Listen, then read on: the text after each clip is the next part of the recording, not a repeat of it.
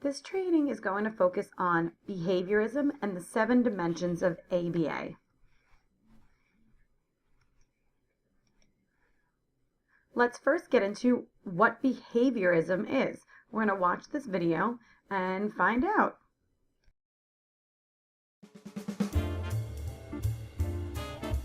Hello there, I am Professor Nash and welcome to my class. I know you may be thinking, what is behaviorism? Let me make it more simple. Behaviorism is a type of psychology and a theory of learning. Everything we know about behaviorism is through observation and experimentation. It is not concerned with internal thoughts like thinking or emotions. What behaviorists believe is that people have no free will. Our surroundings and environment determine our behavior. When we are born, our mind is a tabula rasa. In other words, our mind is a blank slate ready to learn from what surrounds us in our environment. Let me explain. When a student does good in school and a teacher praises them, well done, good job, you are doing really well. This is called positive reinforcement. However, if a student is disruptive and the teacher says, if you do not stop talking during class, I will give you extra homework. You see, this is not good for the student. They know that if they are not good, they will get punished. So it is easy to see this is why this is called positive punishment. Behaviorism is based on the idea that all our behaviors develop through conditioning. We all act a certain way because of our environment, and this can occur in 2 ways: classical conditioning and operant conditioning. I've got this bit, Professor.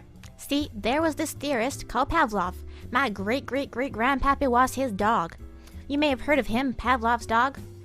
Every time Dr. Pavlov would ring a bell, Grandpappy would know it was time for dinner. His mouth would water just thinking of those tasty morsels he was about to eat. Dr. Pavlov was crafty, though. After a while, when he rang the bell, there was no food, but Grandpappy now associated the bell with the food, causing him to salivate anyway. Yes, this is a good example of classical conditioning. But you must remember that there are 2 types of conditioning, classical and operant. B.F. Skinner is another theorist. He put a rat in a box. What did he do that for? Well, the rat eventually learned that every time he knocked against a lever, he would get food. This is operant conditioning, dog. It certainly shows how easy it is to train animals like you. But Professor, what about what John Watson said? That Pavlov's theories count for humans, too. Watson and his friend Rayner scared a baby by hitting a piece of metal over his head with a hammer. Every time they did this, they showed that baby a white rash. Why is it always rats? Anyway, eventually all they had to do was show the baby the rat, and he started crying. They conditioned him to fear the rat.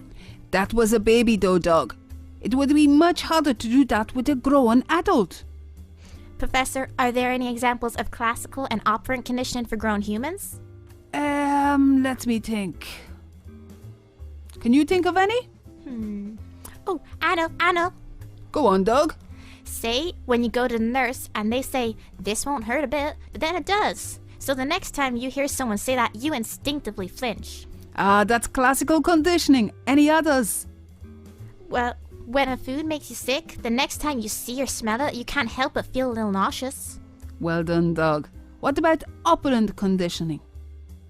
How about when you do well in school and your parents give you extra allowance? Then you continue to do well in school, so you keep getting the extra allowance. That's positive reinforcement. You're good at this, dog. Oh, and if you use bad language at the dinner table and you don't get any dessert? That would be positive punishment. Good work, dog. Though I have to say, I'm still not certain it's as easy to change a human's behavior as it is a dog's. Are you sure, Professor? Ah, lunchtime. Yes, I'm starving. Yes, lunchtime. Yeah.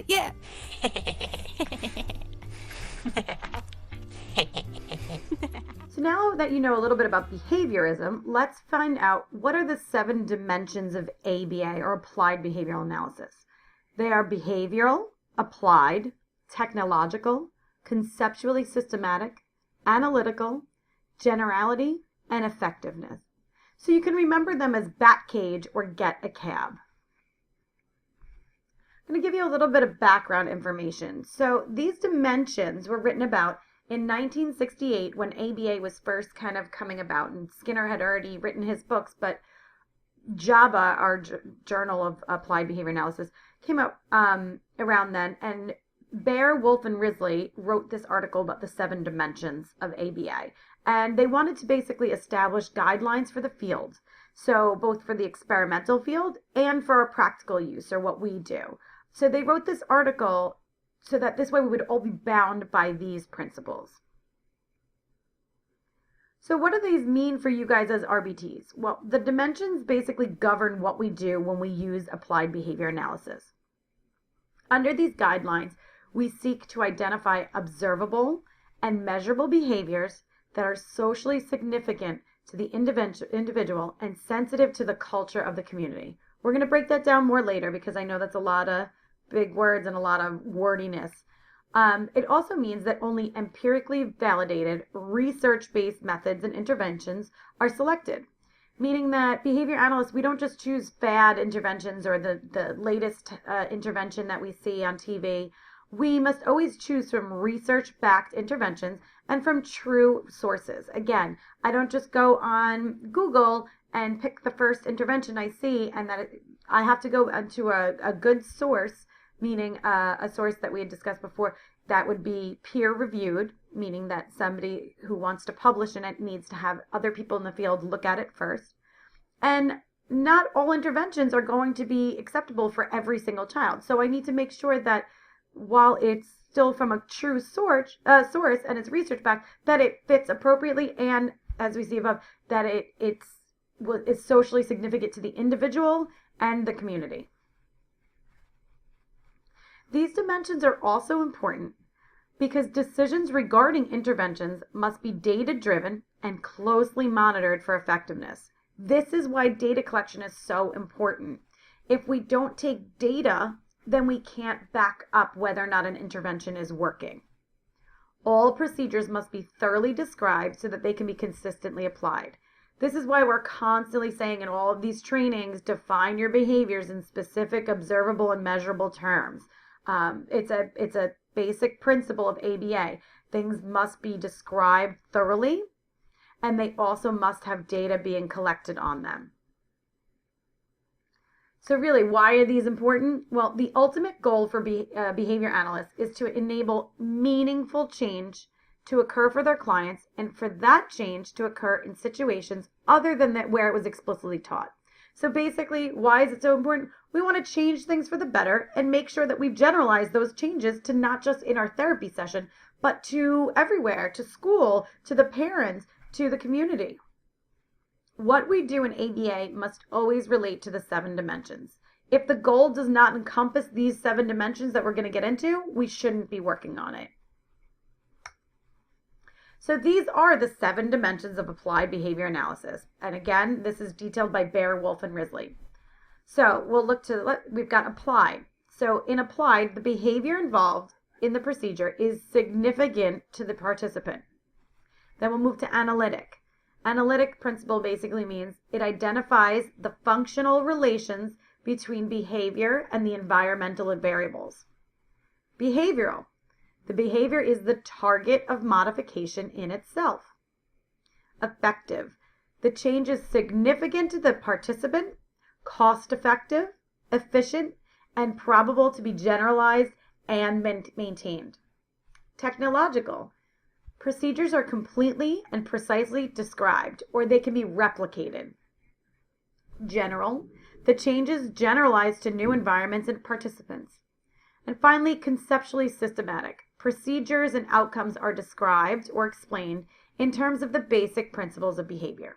Now, I know this seems like a lot right now, so we're going to get into each one of them and break them down a little bit more. So let's go over behavioral. Basically, the behavior is the target of modification. So again, we're going to target observable and measurable events. So again, you're going to be sick of these terms, but we want to make sure that we're looking at a behavior that can be measured and it's observable. So again, we don't say feeling or thinking because I can't see that and I can't measure that. So it needs to be an observable behavior and something that I can measure. So, behavioral principle. The behavior chosen to work on must be the behavior in need of improvement. If the behavior chosen doesn't need to be worked on, we leave it alone. This is why we take baseline data. We never want to work on something that the child already knows, right? That's wasting everyone's time. So this is a little, thing that they've got. What you're saying is that all behaviors must be observable, measurable. Interesting. And again, it's probably not interesting because you've heard this so many times, but we're trying to drive this point home. We must be able to observe and define a behavior, and that behavior must be the target of our intervention. Now let's get into the applied dimension. Applied just means the behavior involved is socially significant to the client. So it improves socially significant behaviors. But what does that mean? Socially significant behaviors are behaviors that people need in order to successfully function in everyday life. So that can include communication skills, social skills, eating, dressing, even disruptive behaviors. If the behavior positively impacts the client, their family, and the community, it meets the criteria for being applied. Technological. Procedures are defined clearly and in detail so that they're replicable, meaning that they can be repeated easily. Basically, we need behaviors and intervention plans to be written in a way so that everyone and anyone can follow them and implement them. If an intervention is not written clearly, the chances of teachers enacting them the same are low, and then the data won't be reliable. So again, when we're talking about behaviors must be observable and measurable, well, we want to make sure that we're all on the same page at all times. So we need to make sure that someone that has never ever met this child could walk in, read the intervention or the goal or the behavior, and know exactly how to implement it. If that doesn't happen, then our data, they're not going to be great, and they're not going to be reliable, and we don't know if we're actually causing a behavior change. Conceptually systematic. So this just means that procedures used should be tied to the basic principles of behavior analysis. They should use positive and negative reinforcement, extinction, fading, errorless learning, discrimination, differential reinforcement, prompting, chaining, task analyses. All of these principles that we've been going over in all the trainings, all of our procedures should be tied to these. Not to something trendy, but to the basic principles of behavior analysis that you've been learning about. Also, if we use the correct behavioral terms, it's easier to understand what we were describing. Now again, we may be using fancy words, but when we say reinforcement, we all know what we're talking about. So it's better to say, I am positively reinforcing her behavior of chewing with her mouth closed, rather than saying she's getting rewards for good table behavior. In the first definition, I'm using behavioral terms, so we know that I'm trying to increase the behavior of chewing with her mouth closed. With the second phrase, we're not really referencing behavioral terms, so we're just saying, oh, they're getting rewards, but we're not saying why they're getting rewards, right? She's getting good rewards for good table behavior. What is table behavior? I haven't defined it properly. I don't know that I'm reinforcing it. I don't know that I'm trying to get more of the good table behavior or the chewing with the mouth closed. So again, we need to use behavioral terms. And when we use that, it makes it easier for us to understand what we're all talking about. We're all on the same level when we talk about prompting, rather than saying, I'm moving her hand. You can say, I'm prompting at the hand over hand level. And that'll make things a little bit more clear. We know exactly what we're talking about. So the analytical dimension means we need to collect data in order to show that the behavior has or has not changed. Data must be taken consistently in order to show that the intervention is or is not working. If it is not working, we don't want to waste time and continue the intervention. If it is working, we want to make sure that we know that it's working, and maybe it's hit mastery criteria. So again, you might say, oh, collecting data, whatever. It's so important to collect data and to graph the data, because otherwise we're not going to know if we're actually changing the behavior. Now, analytical also has to do with experimentation. There's a whole bunch more about it, but that's for another time in a more advanced training, especially if you go for your BCBA or if you want to talk about it more, you can definitely go and contact me to talk about it. But we're just going to focus again on the principles that we need in the dimensions. We're just focusing on it for our RBT trainings. Our next dimension is generality or generalization. And you've heard this term before. This means that skills and behaviors should occur in environments other than where they were discretely taught.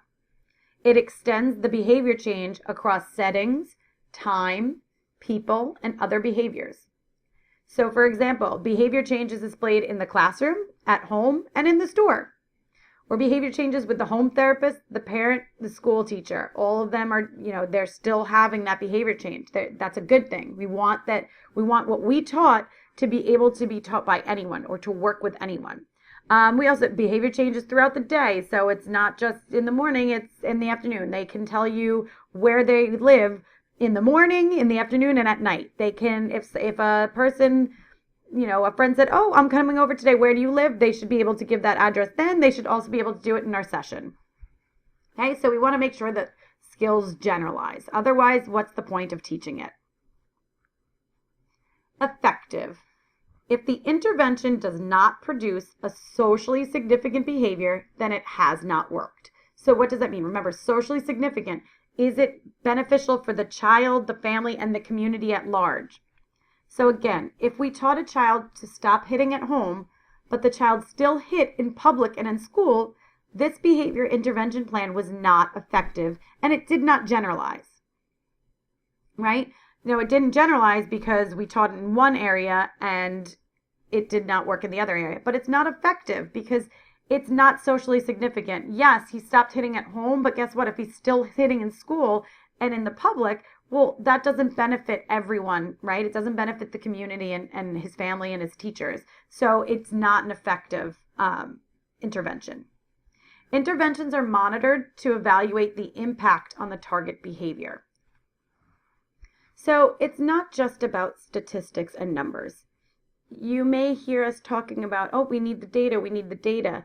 The data is there so that we can monitor whether or not our behavior interventions are effective. So it may be about the numbers in order to take the data, but we're really trying to evaluate the impact of the target behavior. So we're trying to evaluate the impact not just for that behavior, but for that person and for that person's family and for that person's community. So you can kind of see by all of these dimensions that they all relate to each other and they all kind of overlap a little bit. And that's important because we have all of these principles and they all kind of overlap, so that this way we are kept to a high standard in our field. Hello, I'd like to discuss with you the 7 dimensions of applied behavior analysis, sometimes referred to as ABA. One easy way for remembering the 7 dimensions is the acronym GET a CAB, which stands for Generality, Effective, Technological, Applied, Conceptually Systematic, Analytic, and Behavioral. Or maybe you're just an ABA tech geek, which could stand for Applied, Behavior, Analytic, Technological, Generality, Effective, and Conceptually Systematic. Another fun way to think of the 7 dimensions is the acronym BAT cage, although bats kind of freak me out. Let's take a look at the skill shoe tying and see how it could be taught consistent with ABA principles. If you use video modeling as your intervention, which requires a video model of the skill that you are trying to teach, then you could evaluate its effectiveness in the following ways in regards to the 7 dimensions. Although to some it may seem early to start talking about generality in the beginning of our discussion, I think it makes perfect sense. When we are trying to teach a skill such as shoe tying, we should think about other places where that skill will need to be demonstrated. One such example would be tying the strings on a swimsuit at the beach. Before we can expect to see generality of a skill, we must first make sure our interventions are effective. We are looking for data to be going in the desired direction. Data that is collected is displayed in order to help us make this determination. Technological is the dimension which refers to how we describe our procedures in detail. We must do so that others can implement them and hopefully obtain the same results we did with an effective teaching procedure. Applied is the dimension that refers to the social significance of our behaviors that we select for change the interventions that we use, and the degree of outcomes that we achieve. In this situation, tying a shoe would be something that is considered very important by the community, parents, and family members, as well as the individuals who are learning to tie their shoes. To say that an intervention is conceptually systematic means that it is consistent with principles that have been determined to be effective as defined in the research. In behavior analysis, these can include stimulus control, extinction, reinforcement, and sometimes punishment. The dimension that we will review here is analytical. Being analytic means to make data-based decisions. In order to do this, data must be collected and displayed. Looking at this chart here, live modeling did not produce an increase or the desired increase in a behavior, whereas video modeling did. The seventh dimension reviewed here is behavior. Behavior must be observable and measurable in order for it to be changed. If we can see it, we can measure it, we can change it. Behavior is not only crying, screaming, or kicking others, but it can also be desired behaviors. It's important when defining behavior to describe what we can see rather than an emotion that we describe for a collection of behaviors. Rather than saying being musical, we might say playing the violin. Or rather than saying affectionate, we say hugging others. Rather than having fun, we say dancing together. These acronyms will prove helpful for many when trying to recall the 7 dimensions of applied behavior analysis, whether that's thinking of someone getting a cab or an ABA tech geek holding a bat cage. You should do whatever works best for you. These 7 dimensions are what all ABA interventions are based upon. Thank you for taking the time to watch this video on the 7 dimensions of applied behavior analysis. For more information, please visit www.behaviorbabe.com. For more information on the 7 dimensions of behavior analysis, you can look at these references.